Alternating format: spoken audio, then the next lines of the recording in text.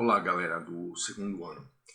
Eu vou agora gravar para vocês a segunda parte da 8ª aula de Sociologia, que fala sobre o conteúdo do módulo 8, tá?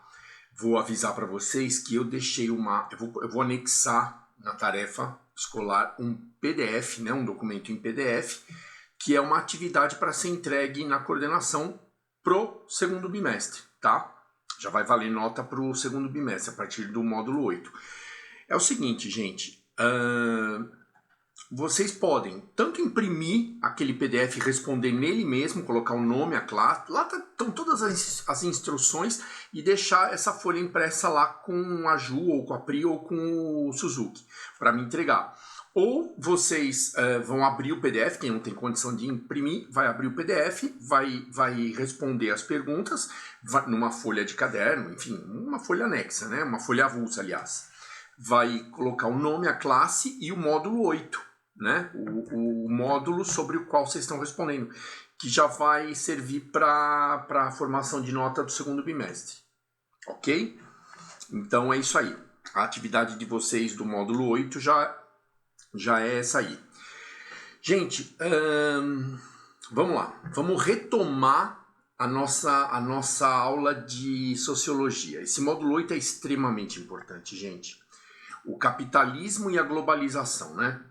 Veja só, na última aula nossa, a gente falou sobre a verticalização, que era usada no modelo taylorista e fordista de produção, e a horizontalização, né, que pode ser dito em outras palavras, a terceirização de serviços e de produção de peças que não dissessem respeito ao produto principal da empresa, que é o modelo toyotista, né, o modelo que veio do Japão.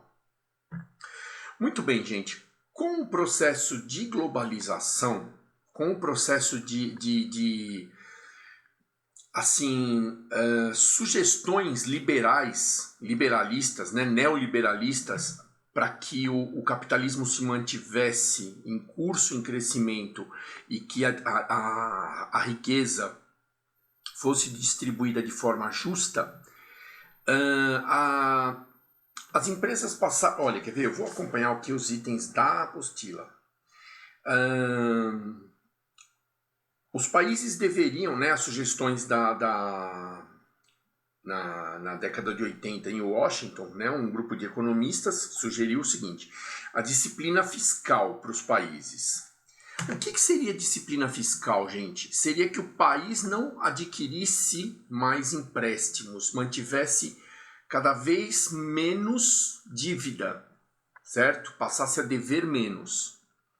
Esse é o equilíbrio fiscal. A balança comercial dos países passasse a ser positiva, menos importações e mais exportações, para incentivar a produção e a exportação no país, ok? Isso aí é uma disciplina fiscal, para promover o equilíbrio fiscal, né? Muito bem, a redução de gastos públicos. Os países deveriam gastar menos, o que na prática significava destinar menos recursos para os programas sociais.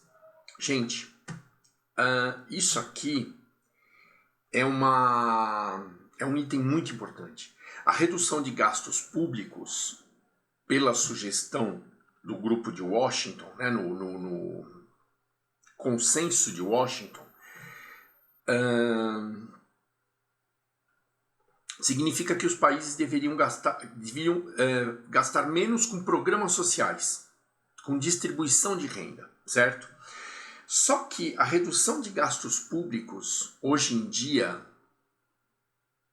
e principalmente aqui no Brasil, tem um outro significado.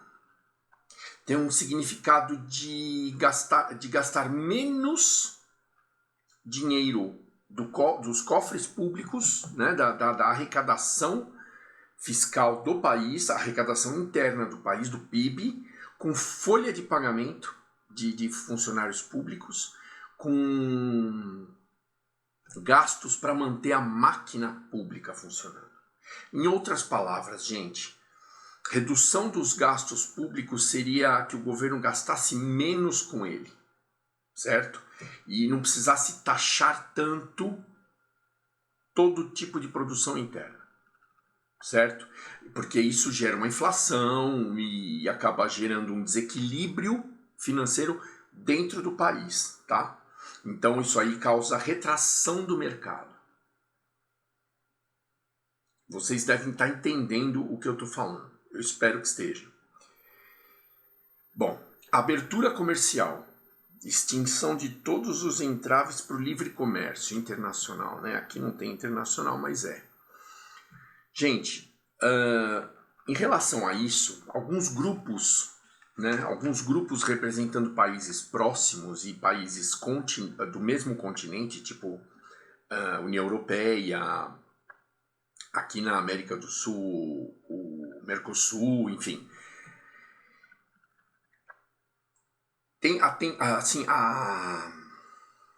A função desses mercados, dessa associação de países, é que você tenha livre circulação de mercadoria sem a taxação de mercadoria de um país para o outro, com a finalidade de cooperação nas produções, tá? Depois nós vamos chegar a um outro ponto muito importante dessa liberação de taxas, né, da abertura comercial. Aí aqui a gente tem privatização de estatais, bom, isso eu nem preciso falar, né? Acho que só de citar o nome o pessoal já sabe, né? Deixar para uma empresa privada administrar uma estatal, para começar a gerar lucro, né? Quem quiser se aprofundar um pouquinho mais, eu vou sugerir que leia o caso da Vale do Rio Doce, certo? Agora, quem tem aversão, quem ouviu a palavra privatização e ficou chocado, melhor ficar quietinho. Melhor não fazer nada, deixar como tá. Desregulamentação trabalhista, gente. Seria o próximo item. Também enxugamento das leis trabalhistas, enxugamento das obrigações trabalhistas. Porque a partir do momento que a obrigação trabalhista é muito cara, muito trabalhosa, muito dispendiosa, o empresário, o patrão, acaba por diminuir a contratação, acaba por diminuir o corpo de funcionários para gastar menos com cumprimento de obrigações trabalhistas, certo? E aí uma pessoa acaba fazendo o trabalho de 2 ou 3 e o desemprego aumenta, né? Essas 2 ou 3 estão na rua sem emprego, certo? Acho que vocês também vão entender com isso que eu estou falando. Uma lembrança em tempo. Essa atividade que eu anexei para vocês ali na tarefa do Akadesc, vocês vão achar todas as respostas no módulo 8, tá? Vocês vão achar. Então, procurem direito no módulo 8. Não precisa ficar fuçando na internet e enfim. Vocês vão achar as respostas aqui muito bem explicadas. São essas respostas aqui as mais curtas, as mais sucintas, as mais resumidas que podem ser entregues para mim. Podem ser entregues para mim, ok? Bom, gente, aí agora nós vamos falar de 2 coisas que acontecem anualmente, né? Anualmente. Que é o Fórum Econômico Mundial, né? Que reúne empresários e economistas, pessoas que são muito influentes no mercado, no ciclo capitalista mundial, para sugerirem ações com a intenção de promover a manutenção e o crescimento do capitalismo, né? O desenvolvimento capitalista. Em paralelo a isso, ocorre o Fórum Social Mundial. Gente, pelo nome do evento, vocês devem imaginar, né? Que se reúnem entidades sociais, que se reúnem organizações e representantes das sociedades, dos grupos das sociedades, para discutir uma melhor forma de distribuição de renda e de engajamento da sociedade no sistema capitalista. Né? Se reúnem para sugerir medidas com a finalidade de reduzir a diferença de renda. Certo? Prestem atenção nisso aí. Aí a gente tem, agora para finalizar o módulo, gente, a gente tem aí o seguinte. Com a finalidade também de adaptar o capitalismo às mudanças mundiais, foram sugeridas pela Inglaterra e pelos Estados Unidos medidas neoliberalistas também, com a finalidade de reduzir o tamanho do Estado, reduzir a intromissão do Estado na regulamentação das relações de trabalho, certo? Tanto sociais quanto nas empresas propriamente ditas. Muito bem, gente. Aí a gente transpõe essas medidas para a globalização, para as indústrias, e qual a conclusão maior que a gente chega? É que as indústrias agora, elas têm a liberdade de minimizar os custos, né? Elas devem fazer isso para se manter competitivas. E como é que se minimiza os custos? Quais são os prejuízos que nós tivemos em nível mundial, em nível geográfico, né? É que os países em desenvolvimento passaram a não ter condição, condição de competir com os produtos industrializados internacionais. E aí houve uma depreciação, uma depredação dos parques industriais brasileiros, por exemplo. Eu vou falar em nível Brasil, né? Mas outros países em desenvolvimento passaram a ter, assim, uma dificuldade muito grande de competir com produtos da China, por exemplo. Certo? Com produtos produzidos na China, né? Não matéria-prima, porque matéria-prima, que a gente vai chamar a partir de agora de commodities, viraram o prato cheio, o prato principal dos países em desenvolvimento. Inclui o Brasil nessa jogada também. Gente, aí houve uma grande polarização. Os países com um parque industrial mais desenvolvidos iriam produzir com mão de obra mais barata produtos com custo mais barato, comprando matéria-prima de onde? Dos países em desenvolvimento. Porém, esse tiro também, isso aí ajudaria as empresas, com certeza, porque elas teriam um escritório, fariam, como o mercado tem menos entraves de importação e exportação, né? Lembra que eu falei a respeito da abertura comercial? Isso também foi um tiro no pé das indústrias. Por quê, gente?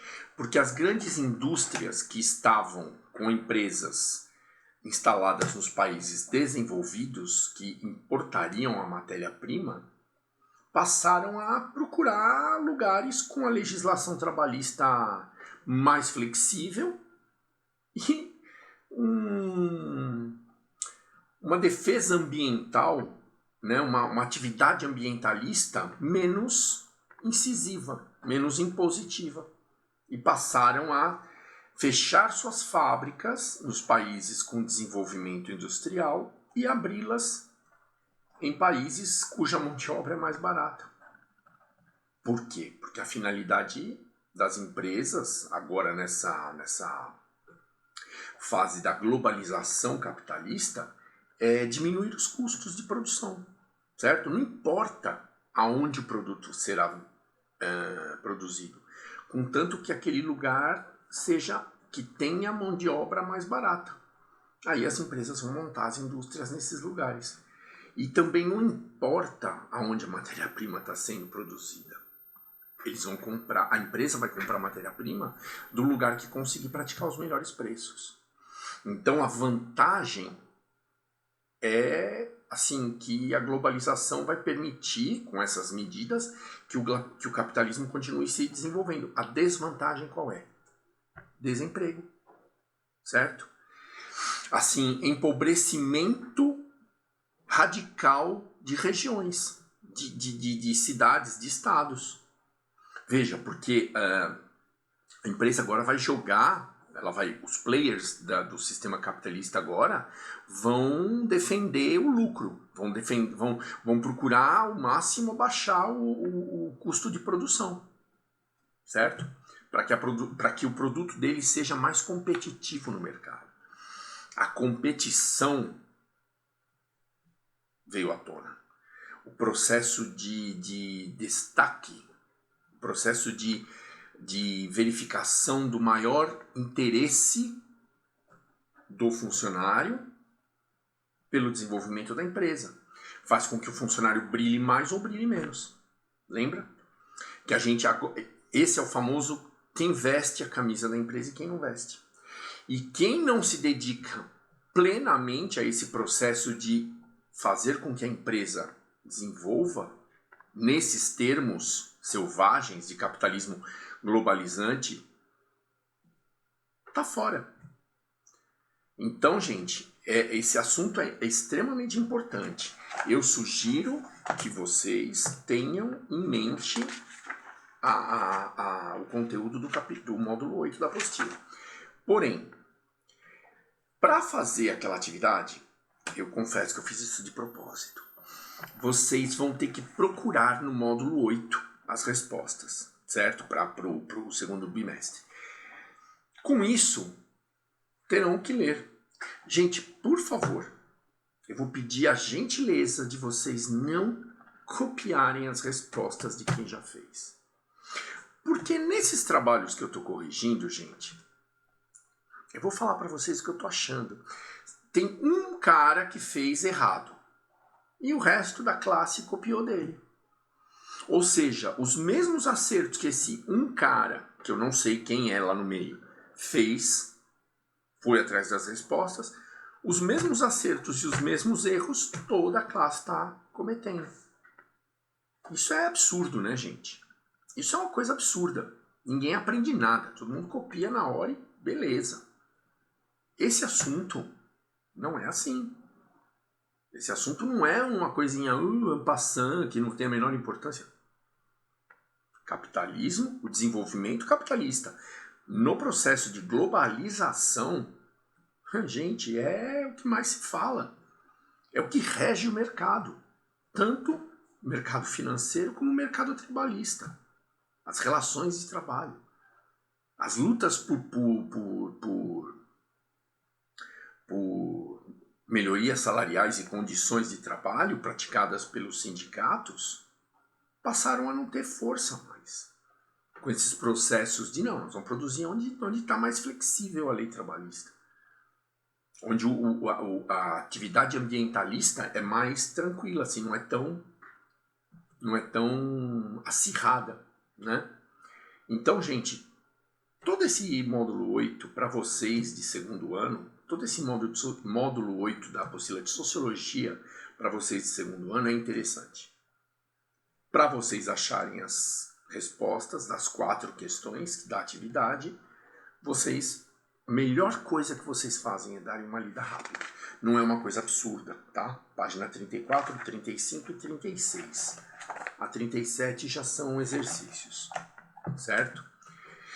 Gente, obrigado pela atenção de vocês e sigam a recomendação desse velho professor chato. Deem uma lida no módulo 8. Vocês, do segundo ano de Sociologia. Porque esse assunto é muito atual. Esse assunto, além de ser uma coisa que é necessário saber para que você possa discutir esses assuntos, para sair do senso comum, ter conhecimentos mais aprofundados a respeito desses assuntos, é como o marxismo, né? Marxismo e o liberalismo econômico.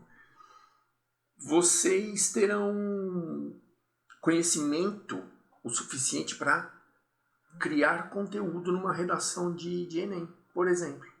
Certo? Então, gente, Bons estudos, obrigado pela atenção.